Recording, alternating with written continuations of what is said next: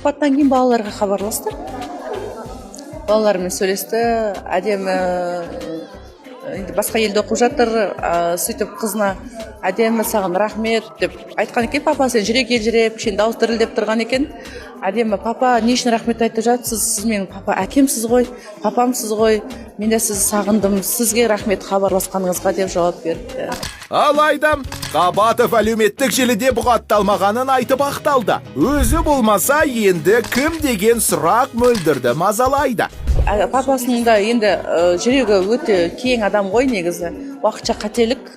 Енді дәл сол уақытта енді өзін айттым ғой, телефондары блокқа кеткен деп. Ол сәтте мен өзінің қасында болмағаннан кейін Тұрсынбек өзі блоктады ма, әлде қасындағы адамдар блоктады ма, біз білмейміз ғой. Сондықтан айтып жатырмын ғой, мен тек факт айтам, қаншама уақыт біз хабарласпай қалғандықтан жазба